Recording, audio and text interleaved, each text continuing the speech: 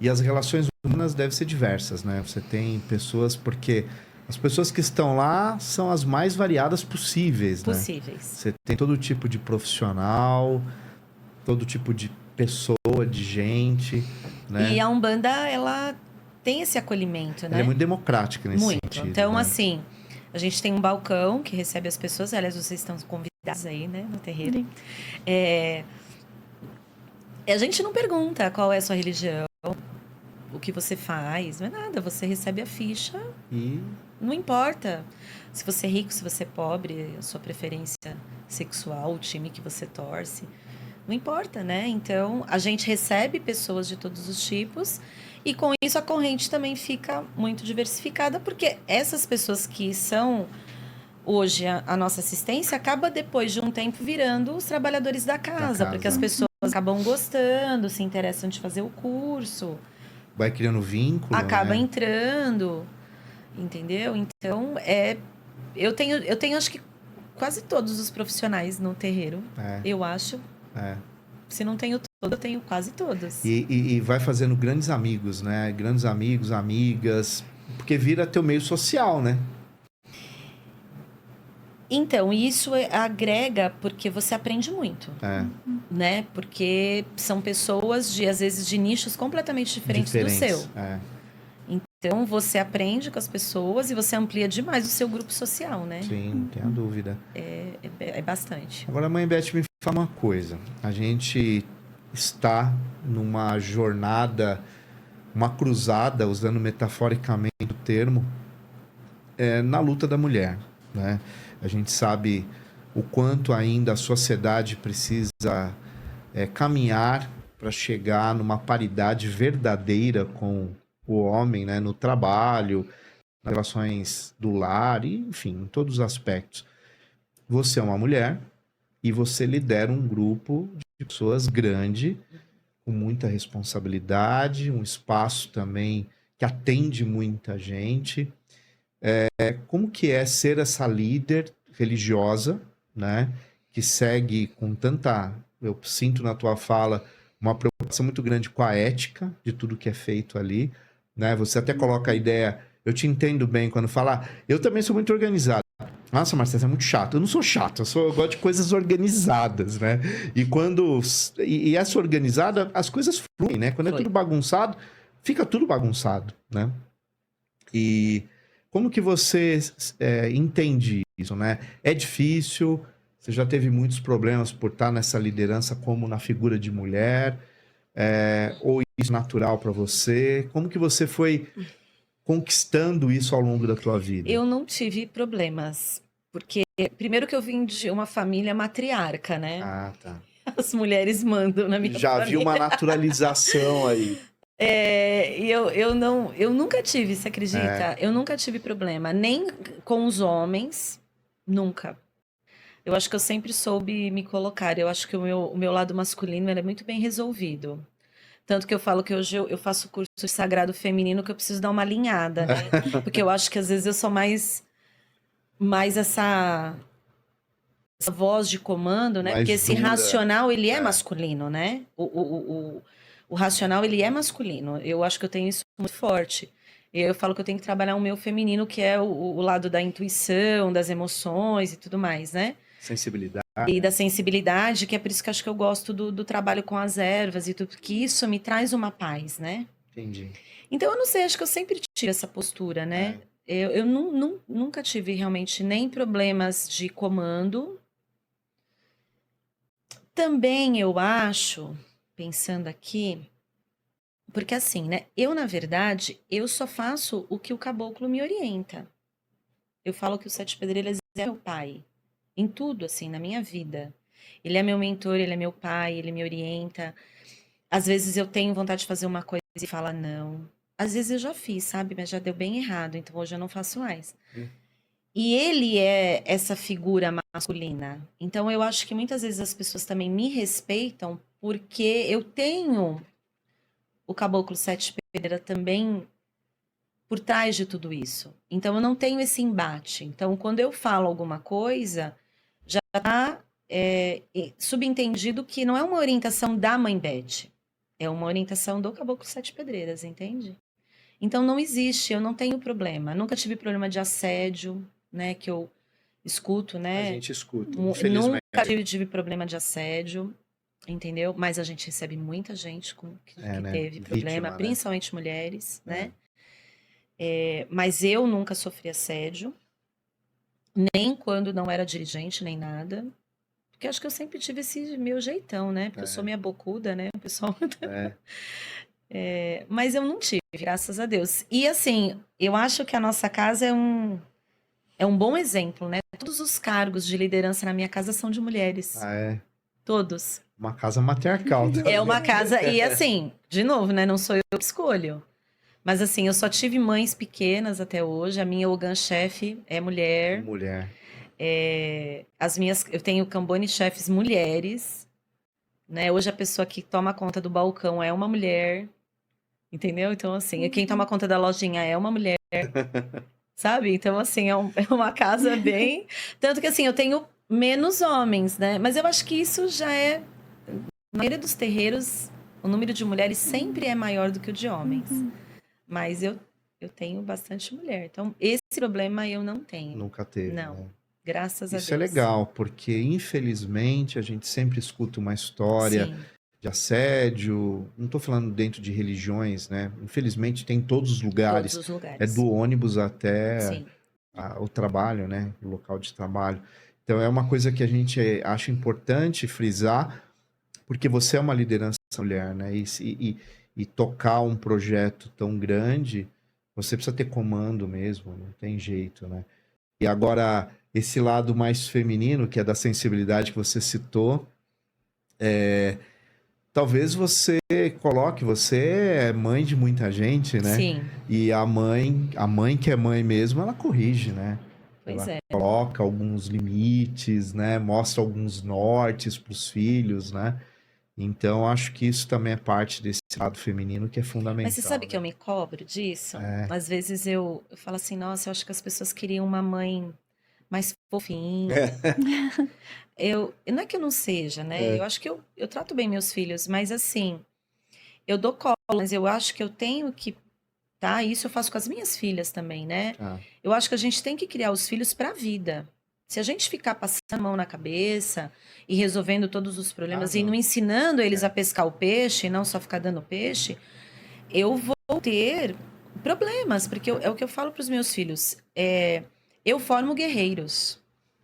Porque, na verdade, a espiritualidade ela é uma grande guerra, né? Quando a gente, por exemplo, desmancha um trabalho feito, quando a gente pega uma magia de uma pessoa, né? Então, eu não posso ter um médium fraco. Eu não posso ter uma pessoa que não... Que só se fragiliza. Né? Que se vitimiza, né? Então, isso me incomoda. Então, eu falo, a gente tem que ter ação, a gente tem que ter a cabeça firme. Eu não posso ser um médium com uma cabeça fraca que, de repente, um obsessor pode tomar conta dele. Porque ser médium, eu sempre brinco, né, nos cursos, não tem um botãozinho que você fala, agora eu quero só o caboclo. Não, agora eu quero só... Não existe. Quando você abre, quando você expande isso daí... Você está aberto por uma espiritualidade. Qual é a espiritualidade? Depende de você. Da sua moral, do seu pensamento, da sua ação, do seu sentimento. Os canais que estão abertos. Né? E agora, por exemplo, se você desalinha aí nos teus pensamentos, por exemplo, quem que você vai atrair perto de você? Um espírito desequilibrado. Então, eu me cobro, mas ao mesmo tempo eu falo, eu não posso ser essa mãe só fofa. Eu tenho que ensinar que a gente tem que tá ali ser firme, pronto, né? ser firme, né? Então, os meus filhos falam assim, é padrão mãe Beth. Ela é padrão mãe Beth, é sangue no olho. Por quê? Porque você tem que estar preparado para tudo. A gente atende de tudo. Eu já atendi... Gente, são quase 40 anos de banda. Você não tem ideia. Eu já falei que eu vou fazer uma série da Netflix. Né? Vai ser várias temporadas. Porque, assim, é muita história. E é porta aberta, né? E eu acho muito legal você falar isso, porque tanto pela sua fala, mas também pela questão do estudo, você vê a seriedade do que é aquilo, né? E cria na pessoa responsabilidade. Porque quando você não entende a complexidade daquilo que você está lidando, é muito fácil você falar assim, não é nada demais, não preciso estar atento. Ou, não vou dar atenção ao meu pensamento. Então, a partir do conhecimento e talvez dessa uma linha um pouco mais dura de presta atenção, fica de olho, lê os sinais, a pessoa começa a lidar com mais responsabilidade com aquilo, né? E ver que não tá brincando, né? Então é muito legal ter esse processo de compreensão do que você está lidando para lidar de uma forma correta, né? Não falar assim, não é uma borboletinha, né? O mundo não são coelhinhos. Ou então, né, é aquela coisa de eu passar a responsabilidade para outra pessoa. Eu acho que a Umbanda, ela deixou de ser essa religião que começou lá no... Por isso que eu falo que eu gosto de história, né? Quando a gente vai ler, tudo começou de uma maneira muito... não vou dizer precária, porque a espiritualidade nunca foi precária. Eu acho que precária era o homem, né? Que não tinha esse entendimento. De achar que assim, então você tem um problema, você chega para mim que sou mãe santo e você quer que eu resolva o seu problema. Porque as pessoas acham que eu resolvo os problemas dela. Elas querem passar a mão em mim, assim, sabe aquelas coisas. Eu falo, gente, eu sou uma pessoa normal, né? Eu vou no banheiro, eu namoro, eu tenho problema, né? A gente não é nada diferente porque você está conduzindo uma casa, né? Eu acho que a diferença é que eu sou muito cobrada. Eu tenho uma responsabilidade muito grande. Mas, por exemplo, você tem um problema, então você me procura, então a mãe Beth vai resolver o meu problema. E eu pego aqui para mim, faço um trabalho e resolvi o seu problema. Onde houve o seu comprometimento ou a sua mudança? Nenhum. Não adianta. O passo tem que ser seu, né? Você entende? Então, para mim, toda essa transformação que aconteceu com a Umbanda, a partir do momento que começou a se estudar, é isso. A Umbanda, como qualquer religião, ela vai te ensinar processos para que você siga aí na sua jornada. Porque o milagre só vai acontecer dependendo de você. Mas as entidades não fazem nada? As entidades fazem, mas também depende de você. Você não pode ficar parado, né? E isso na pandemia foi mais forte ainda, porque nós não tínhamos o terreiro, as pessoas não tinham como conversar com as entidades. E eu falava nas lives, o templo está em nós. O templo está em você. Se o templo não está em você, não existe fé. Se você só tem fé quando você está dentro da casa, que você está dentro do terreiro, é uma fé muito frágil. E ela depende muito desse material, né? Então, aquela dependência de falar com a entidade, de falar com a entidade. E eu ensino muito isso. A entidade é maravilhosa. É incrível. Eu também adoro conversar com as entidades, mas não pode ser só isso. Você tem que ter o seu movimento. Exatamente. Né? E ainda na pandemia, nós tínhamos, principalmente no primeiro ano dela, né? Que ela se estendeu de uma forma horrível, né? Horrível. A gente imaginava que ia ser 1 mês, 2 meses, ou até semanas inicialmente. A gente não entendia, na verdade, né? Então foi um tempo de desesperança. E que depois, gradativamente, as coisas parece que foram clareando. Quando a vacina, né, começou a ser aplicada, a gente viu mundialmente reduzindo a doença no planeta, e você via realmente o efeito da ciência aplicada ali, e aí você começa a ganhar de novo esperança, parece que o mundo começou a funcionar de novo, né? Virou um The Walking Dead, uma coisa que parecia o fim de tudo, né? E nenhum de nós, nenhum ser vivo tinha vivido aquilo antes, porque o mundo nunca tinha vivido algo daquele tamanho, né? Então é muito difícil discutir espiritualidade num momento de desesperança, né? Foi difícil. É muito difícil. Eu tive que rebolar. A gente pegava temas para falar, sabe assim? Porque eu precisava manter o grupo. O grupo precisava estar ativo. Então nós fazíamos orações. O caboclo tinha colocado horários específicos para a gente fazer orações onde a gente estivesse para entrar numa egrégora, né, de luz positiva, porque eles falavam que precisava daquilo. Mas pra gente, assim, foi uma escola que foi muito boa, porque hoje a gente se fortaleceu nesse sentido, sabe? De realmente ver que a fé, ela existe. Sim. Independente de onde você está. Não que ela não existisse, mas a gente não dava muito valor, né? Então hoje eu falo assim, hoje abraçar a mãe, abraçar o pai, você poder ir no mercado, você fala, nossa, eu tenho, porque foi tirada a nossa liberdade. Tudo. Você não podia pegar muitas vezes o elevador do seu próprio prédio, né?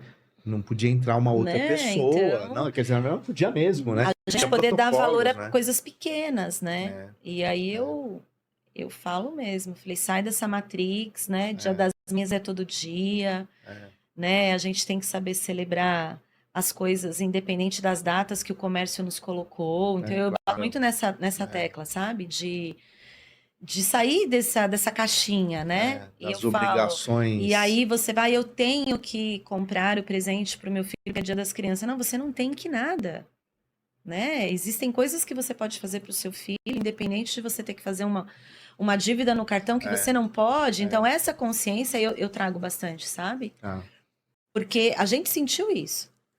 Que o mais importante não era, por exemplo, eu ter dinheiro para comprar um presente para minha mãe, mas era eu conseguir, por exemplo, estar com a minha mãe. Minha mãe fez aniversário na pandemia e a gente fez videochamada, que era o que as pessoas faziam. Foi uma coisa tão maluca que eu me lembro que tinham as pessoas que faziam festas online, né? Para poder confraternizar um pouco com os amigos que ficaram, às vezes, sem ter o contato físico por 1 ano e meio, né? Por longos. Pessoas alugaram casas na praia e lá ficaram. Sítios, né? Eu fui. Minha mãe tem casa na praia, né? Nós fomos. Na segunda vez que deu. Aí nós fomos trabalhar tudo de lá. Eu dava as aulas de lá, meu esposo dava aula de lá, os meus filhos, né, faziam também home office. A gente tinha uma internet boa, tem até hoje lá, e a gente ficou lá em Mongaguá. E tocou a vida.